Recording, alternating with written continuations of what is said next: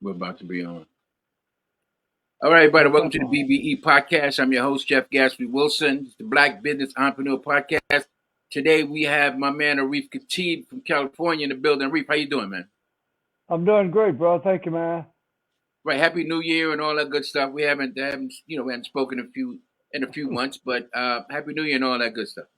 Same back to you, man. All right. So if you guys been following my podcast, Arif has been a very popular guest. He's been on a few times. We've met a couple years ago when he released his book, um, Toiling in Obscurity. We'll go about the title a little bit later. And then you also have done the documentary Because They Believe. Yeah. All right. So real quickly, man, tell them who you are, mention the book, and we can get right into the film. My name, as you indicated, is Arif Khatib. I'm the founder and president of the Multi-Ethnic Sports Hall of Fame and the producer of the film Because They Believe. And as you indicated on the book, there's another book since I was on your show. It's called Remember Their Sacrifice.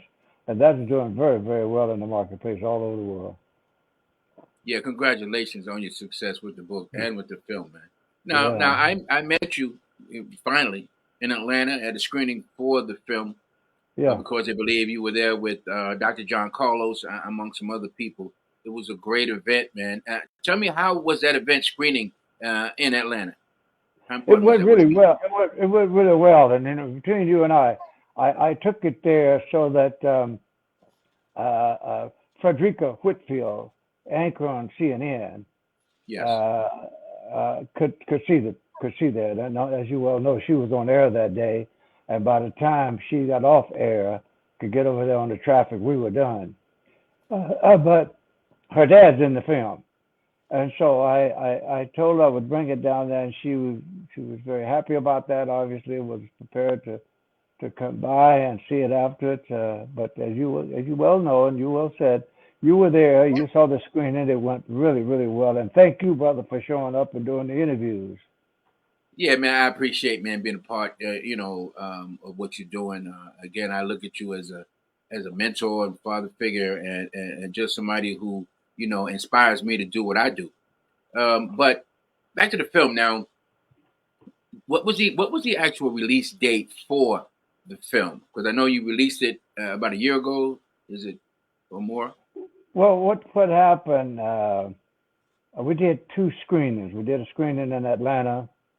We did one here in Oakland, and we did one in Marin County. It went for 3 days doing the Oppenheimer movie. Sure. We did a screening there, and then because at that time I knew about it, but they had made the personal announcement. Byron Allen's group purchased the rights to the film, and when they did, they obviously take control of everything, and they tell us what they're going to do after that. But that's basically what I'd been looking for in the 14 years developing this film, was somebody to say, hey, we'll tell you what we're going to do with it. That's what I've been looking for.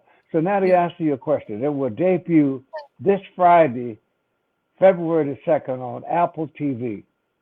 After that, it will be on several other platforms. I don't know who they are, but it'll be running for a while. But I'm just so pleased and so happy that we finally reached this point after 14 years. Yeah, that's a huge accomplishment to have it on a major streaming platform like Apple TV. I've seen the work you've done behind the scenes promoting the film, as you mentioned, with the screenings and the other accolades the film has got. Who were some of the people who worked with you on the film? The director, Stephen Bernier. Stephen Bernier and I pretty much did the film. I did all of the interviews since 2007 or 8. I started all over, everywhere. I went to the athletes, did all the interviews, and then he and I did the editing for almost about a year. It took us about a year to do the editing. But we were able to get an awful lot done during the pandemic, believe it or not, because, as they say, we had nothing to do and nowhere to go. And so I finished the second book, and then we did some editing on Zoom until we were able to go into his studio, and we finished the editing there. Okay, yeah, I had a chance to interview Steve on the show, and he talked Right. about his work with you in the film. Yeah, man, great dude, great talent, man, Yeah. and you know, we had a lot of things in common. Now, there's another name, Pete Elfman. He's part of the book. I don't know what other parts he's played. Tell us who he is and what is his role in this whole project from the book to the film. Pete Eldman is a tremendous writer, as Okay, a journalist, and I had him as the editor of my last two books. And there's a reason for that is because Pete was a guy who had written things about sports. He'd written a couple of stories on me, and I thought he would be a good person to bring on because he is white and he needed to understand the struggles that African Americans and others of colors have gone through. And the best way to do that would be working side by side with me. So he became the co-author, and he and I edited the book.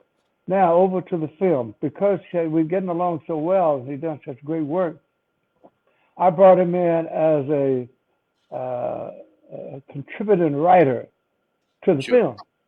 Okay, Pete, Steven and I wrote the script, and then we brought Pete in because by this time he's a good friend, and I wanted to give him another shot and another plug. So I had him write a couple of items on there so he could get in the film. yeah. Well, listen, man. I've heard. Like I said, I saw the book and I read the book and saw the film. I've heard his name brought up many a times. You spoke about Yeah, him, and I just yeah. wanted to make sure that you got a chance to tell everybody exactly who he is, how he became part of the project, man. Once again, it's the Black Business Entrepreneur Podcast. Your man Jeff Gatsby Wilson. We're here with Arif Khatib, talking about his book, "Toiling in Obscurity," and the film "Because They Believe." All right, so now, um, what are some of the things that you've been hearing about the film? I know people have seen it, and people have talked about it. You're very well known in the sports world as an historian and a fan as well. What are some of the things you're hearing from people in the film and or their families? DJ, I'm so happy about this film because we worked on it for so long. And Yeah, without funds, obviously, we had no grants. All this film was done with my personal funds and donations from family and friends. That's why it took so long to do it. But I'm just pleased that Byron Allen saw what I felt okay, because we had many offers, not many, we had several offers to do that film, but their heart wasn't in the right place. sure, I was in it for the content, and they were in it for the money. And then Byron, being the mogul that he is, he understood the content. And so when he came to me and his group Freestyle Digital Media TV came to me sure, and showed real strong interest in the film, I knew then that the Spirit had directed me in the right direction, and this is where I sure. wanted to go. And it just took several months for us to negotiate where we needed to go. Everybody was fair, and I was just really just so pleased and feel blessed to have been able to connect with Byron Allen. He's a wonderful, wonderful gentleman. Yeah, man, yeah. Byron Allen, amazing dude, man. I didn't really know who he was for many years. I thought he was just the host of this comic um, comedy show that he had. But as I learned more about him and the entertainment, movie, and television industry, that he was a very, very powerful player and had Absolutely. done a lot behind the scenes with Griot TV and even the Griot Awards. Um, amazing, amazing dude, man. And yeah, man, yeah. I Yeah, he just I know recently who he is, made an offer, DJ, of a little over $3 billion for Paramount streaming. yeah, Now, whether he gets that or not is still in the air, but he made the offer, which gives you an idea of where he wants to go. He's intended to be a main player in the media world, and I support him for that. And I'm so happy to be part of his team with this film because they're embracing it. Um, the initial response has been very, very good from the industry as they send it out, from Sure. the press, the social media. There are a number of people who've gotten in touch with me and said, I have it on my calendar. I'm going to watch it. So I expect Friday, the breakout on the debut, will be very successful launching of that film. Yeah. Now I know you're very well connected with today's athletes and the sports community, um, particularly Dr. John Carlos. I mentioned him because he spoke at the screening, and he's also in the film. Who are some Yeah, of the other Who are some of the other athletes that that are in the film.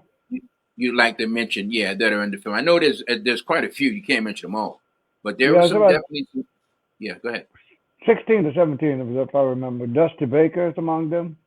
Yeah, Uh, yeah. It's a baseball Billy coach. He was a Mills, baseball player and a coach. Yeah, Billy Mills, Don Johnson, Dr. Tyune Kim, Rosie Bond, who's Barry Bonds' aunt, an Olympian. sure, Uh, uh, Tommy Smith, John Collins' his fifth partner. Um, Coach Uchida, a Japanese judo coach. sure. So we have about 16 or 17 people in the film, and it closes out with Dr. Um, Harry Edwards. Harry Edwards brings it home at the end Yeah, now as a wrap up. he's the other guy that was in the Olympics in '68 with Dr. John Carlos. Is that Well, actually, he's a sociology from UC Berkeley, okay? a consultant to 5 or 6 major leagues in baseball and Okay, football teams, but he was the primary person behind the protests in 1968. okay. Harry was quite a basketball player of his own, but he became known after that for having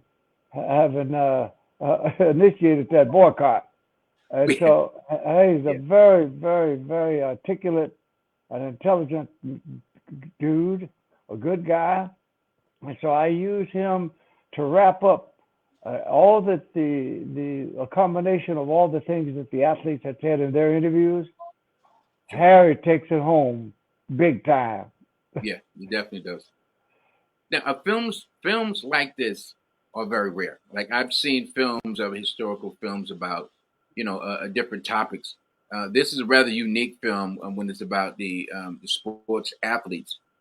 What Uh-huh. do you think about the way athletes are being remembered historically today, as opposed to the genre that the film depicts? Well, I certainly have no objections to the way that they're being. All I care about is that they're being honored, is that Yes, they're being acknowledged. Even if some of them are wrongly acknowledged, acknowledge them anyway, sure. because these folks were standing on their shoulders. They paid the highest possible price if you're talking Yes, about racism and segregation. Because people today talk about racism and say, we haven't seen racism and segregation. You go back in the 20s and 30s and 40s when these yeah, athletes were competing, even in the 50s, when these athletes competed with these astronomical challenges that they had, sure. and they were able to survive. That's why my native last book was Remember Their Sacrifice. And so Yeah, anytime that I see anything about any athletes doing anything of color, whether they depict it wrongly, as long as it's on television and the news, keep mentioning them. Maybe somebody will go and figure out the best way to talk about these athletes and to present them. yeah. This being a historical book, it has a great significance to young people, or even some Yeah. older people who don't know about a lot of these athletes. They don't know what they went through, and their Mm-hmm. accomplishments weren't as celebrated. What would you like to Uh-huh. say to those young people, who see the film? Because there's a lot more athletes, a lot more stories. I guess if you read the book, you'll probably get to see more. What would you say to those young people, man, concerning the book and the film, and how they can educate themselves on the past athletes? I want them to be thankful for the opportunities they had today because of the challenges that these folks had to go through. I also want them to, if they're in school, high school, college, to ask their schools to order our book, Remember Their Sacrifice, as a text, because it is designed as a text. It's by Roman and Littlefield, a 150-year-old publishing company out of Maryland.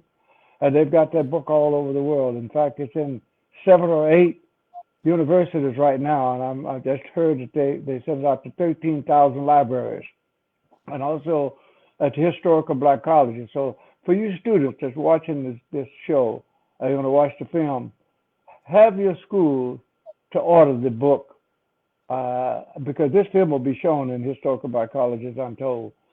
Order the book so that when you take U.S. history, sociology, African American studies, Hispanic studies, whatever you take, tell us you want that book, because they choose what books they want you to read, and we cannot have that.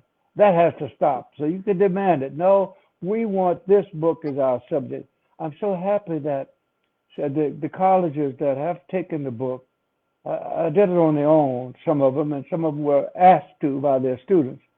I know, believe it, DJ, there's in Kansas, in Fort Scott, Kansas, Fort Scott Community College ordered the book for their U.S. history class. The Arkansas Baptist College ordered the book for their sociology class. So these are the kind of things which are, this is the best way for these students to find out who these folks are and the sacrifices they made, is to read about them and see them. Yeah. Now, you said you worked on the book and the film, The Whole Dream, over 14 years. Yeah. What fueled your passion to take on this project for the book and the film? You know, what was your motivation? Why are you so passionate about, people of color and them being remembered historically? My philosophy is find a void and fill it. There was a void. Okay. There was a void. These incredible, courageous athletes who had to be fed from the back door, who had to ride in the back of the bus, they prevailed and won major achievements, gold medals, and championships. And I wanted people to know who they were and who they are. That's why my Hall of Fame does the annual induction ceremony. The next one is on February 24th here in Oakland. And almost at every ceremony, one of the athletes become emotional and look to me on stage and says, Arif, thank you, because I thought I had been forgotten. Wow. Yeah, so that's what drives me, is that I'm filling a void. And I should say maybe no one else is doing it. So, you know, the old adage, if you don't do it, who's going to do it? Well, I chose to do that. All right. Now, you mentioned the Sports Hall of Fame. Talk real briefly about the Sports Hall of Fame, because that's something that you're passionate about as well and have been doing for a long time. 23 years now, coming up on February 24th, and I've done 60 of them throughout the world. 2 in Kenya, 2 in Ethiopia, 1 in Tanzania, 6 in New York, 6 in Seattle, 22 in the Bay Area and Los Angeles. It started out as the African American Ethnic Sports Hall of Fame, and again, it was to fill a void. At that time, we did not have a viable, in my opinion, valid Hall of Fame that honored black athletes. You have, we're supposed to be 80% of the Hall of Fame caliber athletes, but we want to represent 33% of those in the Hall of Fame. What's up with that? So I established this Hall of Fame to fill a void once again. And in 2009, we changed the name to Multi-Ethnic Sports Hall of Fame. And we don't look at race anymore.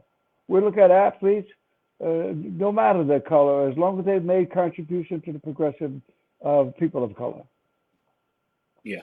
Well, congratulations on that too, man. Once again, it's still DJ Gatsby, the Black Business Entrepreneur Podcast, and we're here with Arif Khatib. Arif, we only got a few more minutes, man. You mentioned the second book. Now, Toiling in Obscurity Was that the first book? That was not the first one. That was book number 4. The last that came out in 2020, I believe. The Yes. last one came out in 2022. It was called Okay. "Remember Their Sacrifice." That's the one that the publishers picked up as a text. That's used as a Okay. textbook. Remember the sacrifice.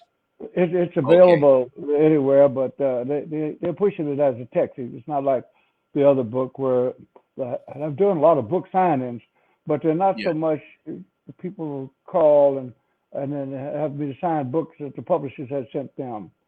Yeah. The Yeah. other Yeah. one, Textbooks, like you said, more for the classroom. More for the yeah, it's more for the classroom. classroom. This is what they're concentrating on classroom and not so much for bookstores and things of that nature. Okay. Yeah, we probably got a lot of students, teachers, and educators that may be interested in that book as well. All right, so now we have Because They Believe. It's finally coming to a streaming network. You said Apple TV on February 2nd. Um, so what's next for Arif Khatib on this journey? Now that the film is getting the recognition and the distribution that you had hoped for. I want to concentrate on getting a man by the name of Kurt Flood Okay, into baseball player, Baseball Cubs. Hall of Fame. So Okay, Kurt Flood. on February 24th, I will give the inaugural Kurt Flood Platinum Award to the athletes that demonstrated the most of the selflessness as Kurt did. Kurt Wow. had the courageous stand to go all the way to the Supreme Court because he said he was not a slave and they could not trade him to any team they wanted to go to. I So remember that case. consequently, today, I want people to know that I'd be remiss if I don't, because I told Kurt I would keep his legacy alive. Today, whoever ever thought that a person would make $700 million, like the Japanese guy just did with the Dodgers? Wow. The average salary, according to ESPN, and the 4 sports that Kurt impacted, is $14 million a year. He only made $60,000. His Yeah. top salary was $60,000, but yet he had 7 consecutive Gold Gloves, went out with a Yeah. 301 batting average, and played for 12 years, and yet he's not in the Hall of Fame. Why? Because they blackballed him because they hit their back pocket. Their back pocket was because now you have the freedom to go from team to team, and we don't like Free it. agency. So they Yeah. told him out. So folks, Craig Flood, look him up. Yeah. All right. So the Hall of Fame ceremony is again. What's that date and location again? Because February people in the the area. 24th, February the 24th at the Marriott Center City, downtown Oakland. Okay, in Oakland on the 24th. And they All right. can go to the website. I'm going to put that up there and go to the website and get more information. Obviously, it's www.multi, M-U-L-T-I, ethnic, E-T-H-N-I-C, sports with an S and an HOF.com. And get all the Yeah. information you want there. For those in the area who want tickets, and they're going really fast. Tables are going fast. I need to add a little something to that, if you don't mind. This year, Yeah. we're inducting Clifford Ray, former Golden State Warriors. My first guy from India, a triple jumper. We're doing him from the 72 Helsinki Olympics. And a guy named Travis Williams, who set the world record to fire when he was with the Green Bay Packers, and WNBA woman by the name of Alexis Gray Lawson. And as I indicated, I'm giving the first 2 awards on the Kurt Flood to Dave Stewart. Many people know who he is, and Rick Barry. They know who he is. No, Rick Barry And basketball player. Rick Barry, and a football player from the Ravens, follow the Ravens, finished with the Cardinals. His name is McBean, Ryan McBean. So these 3 persons will receive the initial Kurt Flood Platinum Award. I'm calling it Platinum because I don't get it any higher than that. And we're going to do that on the stage on February the 24th. If you're in the area, you need to be there. If it's in driving distance or flying distance, you need to be there because it's going to be spectacular. Wow. Once again, man, it's Arif Khatib on the Black Business Entrepreneur Podcast. Man, I appreciate you coming on. I appreciate you giving me an opportunity to do this interview before the film hits the streaming platform, Apple TV, man. So, Yeah. any last words you want to say, man, before we go? Yeah, I want to just say to your audience, you're fortunate and lucky to have this great moderator for this show who takes the time. You see, sometimes people don't give people like DJ credit. He has to do his work. He has to do his homework. Yeah, He man. could be doing he could be doing what you're doing right now, sitting around or watching or whatever. He's working, and I appreciate you, man, because you're helping to keep the hope alive. And Yeah. to your audience, uh, go online and go to our website and read about what we are doing and maybe even offer some support. We're a nonprofit, by the way. We are the only nonprofit out of the four major Hall of Fames. The others are in it for the money. We're in it for the content. Yeah. No, I appreciate those kind words, man. And again, man, I'm passionate about what I do. And again, meeting you, knowing you from your background, your history for media, and again, I look at you as a good friend, as a mentor, man. You're somebody that I respect and admire on so many levels, personally as well as business and professionally. And again, I appreciate you taking time out of the busy schedule, man, to say, "Hey, I got something going on. Let me come on the show, man, talk about it." And I want to give you your flowers now, man. Congratulations on all the success that you've had and the success you have in the future. Most of all on the film. I can't wait to see it on Apple TV. They say that's my man. He produced that film and he's doing big things out there in Oakland, man. Beautiful. Know that I love you here.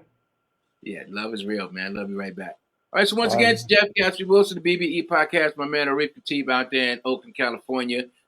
Make sure you check out the book Toil and Obscurity. Make sure you check out the film Because They Believe on Apple TV. It's going to be airing on February 2nd. February 2nd. February 2nd this year. And also, if you're out in Oakland, make sure you check out the Hall of Fame presentation show that he's going to be having out there on the 24th in Oakland. Once again, it's DJ Gatsby. Thanks for watching. Don't forget to follow us on iHeartRadio, Spotify, as well as Audible. And you can check the podcast on YouTube at DJ Gatsby Show, as well on IGTV. Arif, man, thank you, man. It's all love. I appreciate you. Listen, come back on the show, man. My best interviews are with you. Iron sharpens iron, and every time I interview, man, I pick up a few jewels, man, on how to make myself better at what I do, man, by watching you do what you do. Outstanding, man. Tell the audience you can now pre-order Apple TV. I got the notice today, so they're taking pre-orders right now. Oh, man, sounds good, man. All right, man. Peace. God bless, Okay, Arif, man. and we'll talk again soon. Okay, be cool.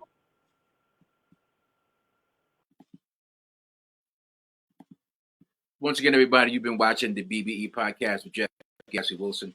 I want to thank my guest, Arif Khatib, for coming on and talking about his film. Because They Believe, again, it's going to be on Apple TV streaming service. You guys know that everybody has Apple TV. If you don't, you can get it.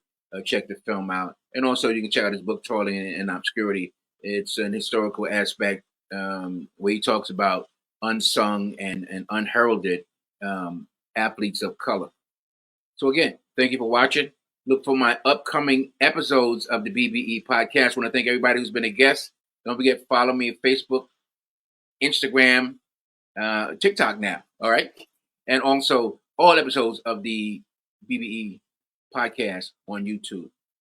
Thank you for watching. God bless and have a wonderful day.